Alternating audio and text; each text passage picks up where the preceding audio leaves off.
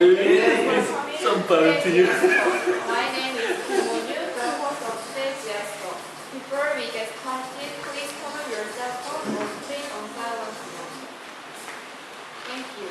Today's GIC Talk is entitled Responsible Tourism. Today's speaker, Calen, Cygan, will share about her travel experiences for pollution control and food water.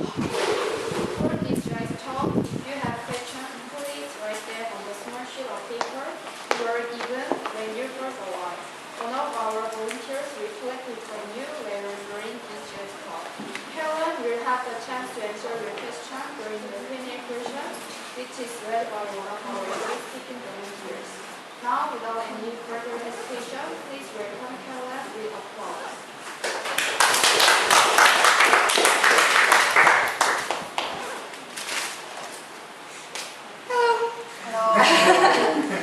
As she said, my topic today is sustainable travel. Sustainable travel and sustainability in general is such a huge topic, but I didn't want to keep you here for hours and hours. So I tried to pick out particular instances, particular things not to do, but it's such a wide range. So if you have questions, please take advantage of the sheet of paper and write them down, and they'll be asked at the end. Yes. So, as you said, my name is Calen Cygan. I'm originally from Pittsburgh, Pennsylvania, and I've been in Gwangju for 3 years. Gwangju is not the first place I lived abroad, however. You see on the right, I'm in Italy. That's Mount Etna. I moved abroad for the first time in the summer of 2010 when I studied abroad in Italy. And sliding down Mount Etna, you can see behind me is Kelsey, who's actually in the audience too. So I guess studying abroad worked for both of us to move abroad. After I studied in Italy, I had the opportunity to travel through Europe a bit with some of my friends. So on the right, the right.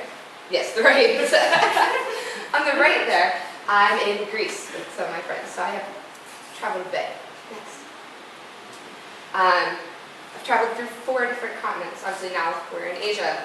I'm from North America. I traveled through Europe, and I've also been to Australia. On the left, I'm in Cambodia, sporting the GIC Gwangju shirt there. So.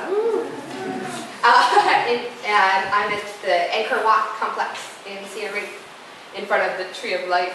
On the right, I'm in Taipei, in Taiwan, to celebrate New Year's in 2013. So I've been to 25 countries. I wrote them all down because I tend to forget which ones I've been to. Yeah, I've been through North America, Europe, a bit in the Caribbean. A lot of my traveling has been in Asia, and I've also been to Australia. And I've been really lucky. I've traveled with a lot of my friends. So it's been a good experience for us to collectively decide what we're going to do and make sure that we are well informed before we decide where to stay or what we're doing. On the left, we're in Indonesia, in the Borobudur temple complex. And on the right is another picture from Europe. I'm in Spain there. So, what is sustainable tourism? It's the concept of visiting a place as a tourist and only making a positive impact on the environment. So essentially, leave no trace. You want to only benefit the place you're visiting, not destroy it. Save it for future generations.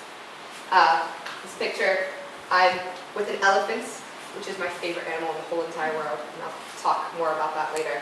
But I'm in Chiang Mai at an elephant, conservation camp. Next. So, tourism, as we know it now, the way that we currently travel is entirely unsustainable. We are destroying the world. I read a really great quote when I was doing some research for this. We are literally loving the earth to death. We find these places and we want to go there and we destroy them by loving them so much.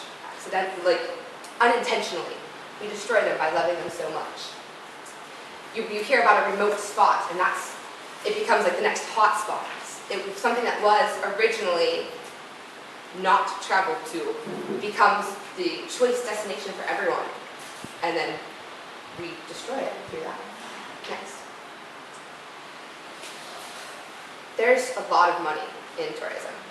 It's a huge economy builder, and a lot of the remote spots, a lot of places that people want to go now are undeveloped, part of the undeveloped countries through Southeast Asia, because we can travel cheaply there.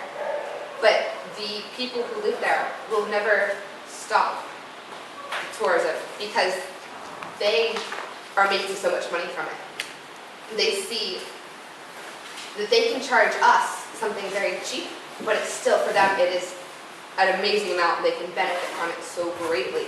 So they will never stop. They will never say, no, we can't build this, we can't do this. The quote, if you build it, they will come. And that really is the truth. Next. So, global warming. Of course, everyone knows that global warming is happening. But I've got a couple statistics. Carbon dioxide emissions have increased over 100 parts per million since the Industrial Revolution. And the global warming is affecting the weather, the climate. There's more droughts, more frequently occurring extreme weather events, and the sea levels are rising, and countries are at risk of disappearing. I've got two examples that are actually, they're having huge problems now. Kiribati and Tuvalu. Kiribati is small, they're both small island nations in the Pacific. Kiribati actually, they will cease to exist in the next 20 years at current rates. They're currently working on finding, evacuating, there's 100,000 about people who live in Kiribati. They have to evacuate them. They're thinking of building man-made islands, but even now, the sea levels are rising. They're having huge issues with their economy because of a lot of the things they relied on involved the sea. And with the sea levels rising, everything is changing. So we're destroying the environments for future generations, but even for us now, we're destroying the world. Next. So this is the only picture in this presentation that I did not take, or was not a part of, was not present at. But I did visit Koh Phi Phi. It's an island in the south of Thailand. And these pictures were taken 2 years apart. You can see it's beautiful, green, lush, untouched. Someone found it, someone realized they could market it, and they destroyed it. You can see that the beach has receded. There are nearly not as many palm trees. You can see all of the hotels and bars, and you could go and jump fire rope on the beach and jump through a fire hoop, and it's very much a tourist attraction now. So, and no one tried to stop that. And it's a beautiful place, but it was a lot more beautiful, and it will just continue at this rate to become destroyed. Next. So, I'm going to talk about a few particular things that should not be done while traveling. As I said, elephants. I love them so much. Getting a ride, getting a photo while riding on the back of an elephant sounds so majestic, it's so cool, look what I've done. It's on so many people's bucket lists. You know, to be sitting in that nice gold chair, riding along. Don't do it. Also, there's a lot of shops that you can buy a painting painted by an elephant. How wonderful, look at how smart this elephant is. It painted me a flower. These are horrible, horrible tourist traps. Don't do it. This baby elephant here was at a separate elephant sanctuary in the south of Thailand, about an hour outside of Bangkok. And I fell in love with this elephant. Anyways, next. So, elephants are not meant to carry that kind of weight. permanently damages their spine. Imagine carrying your 40-pound travel backpack every day for 10 hours a day. I literally don't want to carry it up the steps when I get to a hotel or a hostel. I would not want to carry it for 10 hours a day, every day. It literally breaks their backs. And really, really cruel methods are used to train them. They use hooks and prods, and they electrocute them. And because they are wild animals, they aren't meant to carry people around. If you want to visit elephants, there are a number of wonderful elephant sanctuaries through Thailand. This is at the same elephant sanctuary outside of Thailand, or outside of Bangkok in Kanchanaburi. And all of these elephants have been rescued from the actual, like the tourism work. And so they've been rehabilitated. They have a space they can run free. They're allowed to go and be elephants. And they actually have a few that are very, very old and actually have lost all their teeth. And as part of the experience, you get to go and feed them, because if they had lived in the wild, they would have died because they have no way to eat. We made like a mix of sweet potato and rice and fed them these balls. There was like an 85-year-old elephant. It was amazing. Here, I was able to, you get to go and like bathe the elephants. And of course, you have someone sitting on your back in water. Everyone's buoyant, so I wasn't hurting him. But I made sure there are some that are wonderful and there are some that are not. So again, with anything, make sure you do your research before you go and do something like this. And also they have the expression, elephants never forget. That's an expression for a reason. These cruel methods stay with the elephants. They remember the abuse that they suffered for forever. Next. Another famous place that people want to go, another tourist bucket list, are the tiger temples, or there's one in particular outside of Bangkok, in actually the same place. It's a town called Kanchanaburi, the same place as that elephant sanctuary. They have over 900 international visitors daily. And you can get a picture with holding a baby tiger, or laying up against a big tiger. Look at how scary this is. They're just, it's... A lot of people who do it think they're doing a good thing. They say that the money spent to visit these tigers, to get the photos, it goes toward tiger conservation. It does not. It goes to pay the salaries of everyone that works there. It's one of the worst tourist traps in Southeast Asia. So there are a plethora of problems with this tiger temple. First, they say that they're conserving tigers, but they don't actually keep a record of where the tigers came from. So there are a lot of subspecies of tigers. So they end up with hybrid tigers when they breed. So that's not actually, they're making new species, not actually conserving the species that already exist. So it's incredibly unsustainable. The tigers are abused, of course drugged. I don't know anyone that would want to lay next to a tiger that wasn't drugged, but does not make it right at all. They're abused with one of the most detrimental or aggressive acts in tigers. They will spray tiger urine on the faces of the tigers, which is one of the most aggressive things another tiger could do. They make them submissive. There have been, even with the abuse and the training and the drugs, there have been attacks on tourists. And in the tiger temples, there are tons of babies and like 1 or 2 adults. So where are all the other tigers? They actually sell them to other neighboring countries and within Thailand, and they are used for medicinal purposes. So they're murdered. So it's one of those things that you think it's cool, you want to do it, it's horrible. Next. Scuba diving. Scuba diving currently is very unsustainable.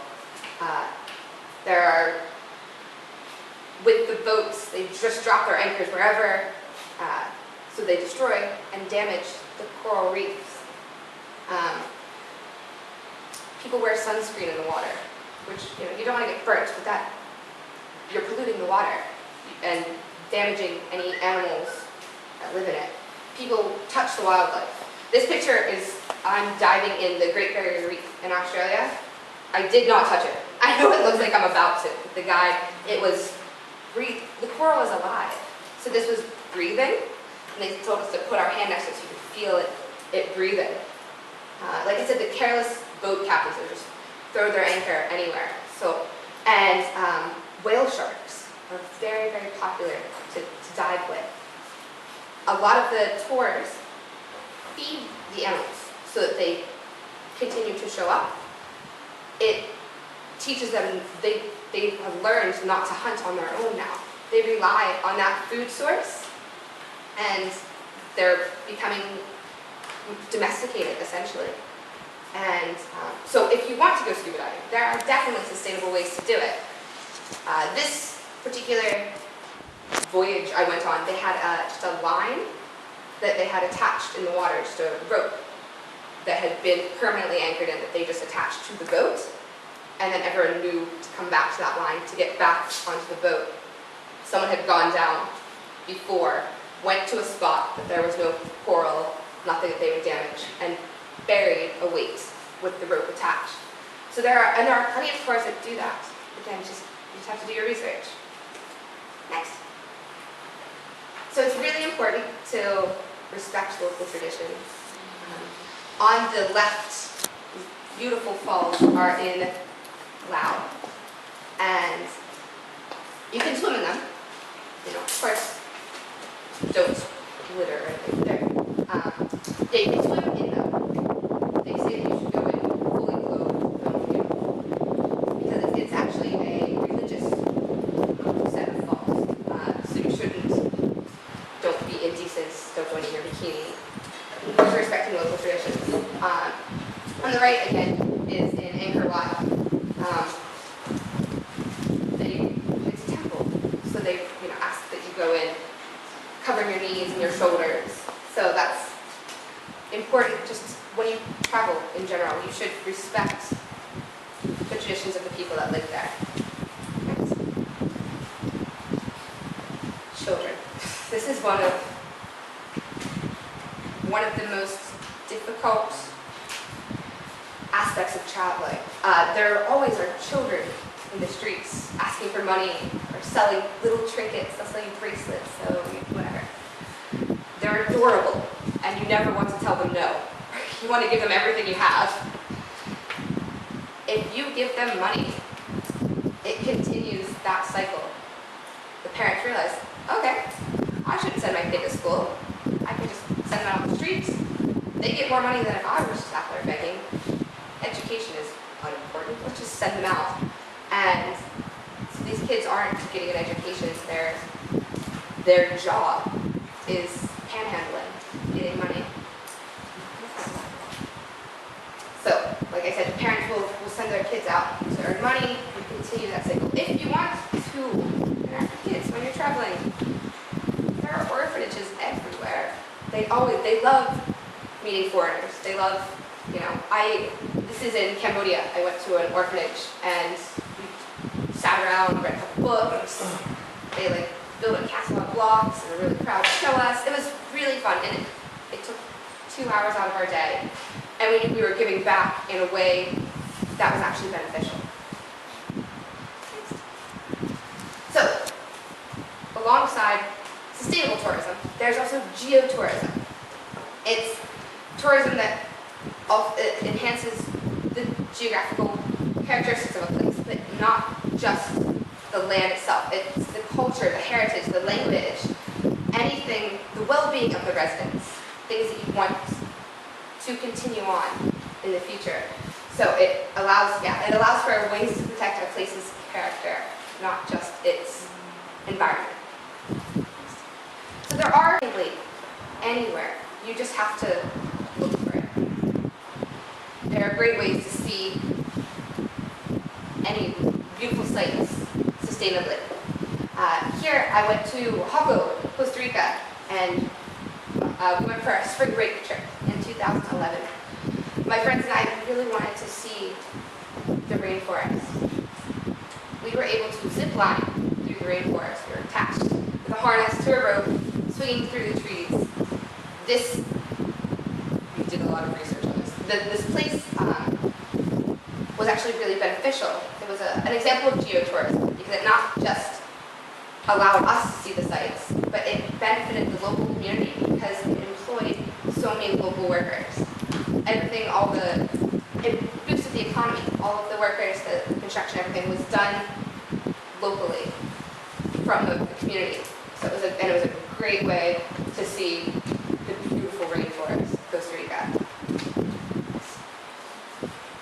Also, in Punta Cana, in the Dominican Republic, they actually have a law that you are not allowed to build higher than the tallest palm tree. So you can see all the buildings are short, no more than 2 or 3 stories, because you're not allowed to build higher than the tallest palm tree. Also, I did stay at a resort there, but the resort that we stayed at offered a culture class about the indigenous people. So we were able to go and learn about the place we were staying in, which made us appreciate it more.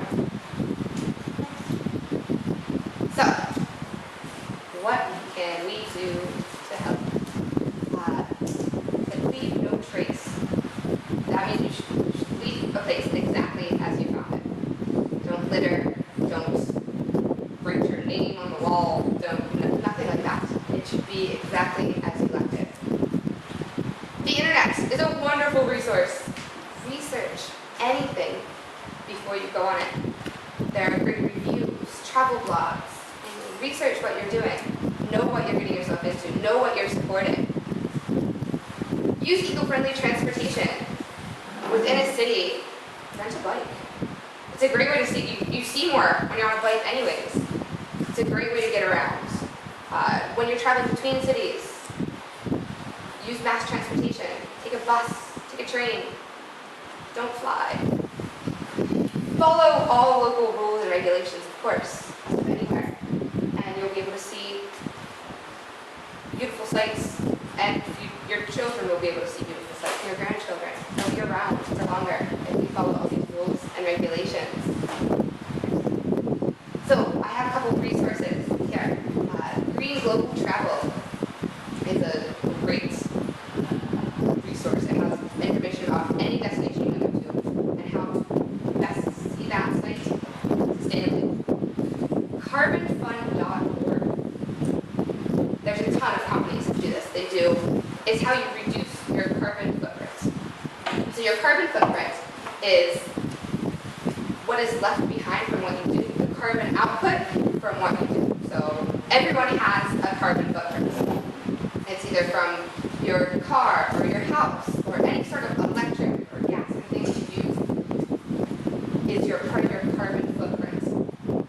There are a lot of companies that you can calculate your carbon footprint from traveling, or there are some companies that even have it built in, and you can pay to offset your carbon footprint. 9.386 tons is approximately my current carbon footprint. I calculated my house, the gas and electric my house uses, transportation, what I use to get around, the flights, any flights that I've been on, and this is my carbon footprint from the last year. So any flights that I've been on, essentially anything you do, it will ask you all sorts of questions, and you can quickly and easily calculate your carbon footprint. My carbon footprint, about 10 tons. I could offset that in a number of ways. I could, for $150, I could pay to have trees planted in Kenya. And that the number of trees that they would plant would be enough to offset this carbon footprint. I could pay $200 and conserve an area of coral reef. But anywhere, this approximate carbon footprint. That includes my flights back to America in the past year. In the past year, I've gone to Australia, I've gone to the Philippines. It includes all of that in there, and you could pay to offset it, and it really isn't much, and it's a great way to help the earth. You can also, there are some companies that are starting to include the cost of your carbon footprint in your travel costs. You can pay a little bit extra on your flight and immediately offset the carbon footprint you would leave behind from that. Nomadicmap.com is a really great blog. He's a great travel writer. He's really resourceful. You can learn about a number of destinations around the world, and he is very environmentally friendly, environmentally conscious. He has some great resources for you. I know that was a whirlwind of different things. It's such a broad topic. And so I wanted to give a couple of examples of things, but there's so much you can do to offset this destruction of the environment.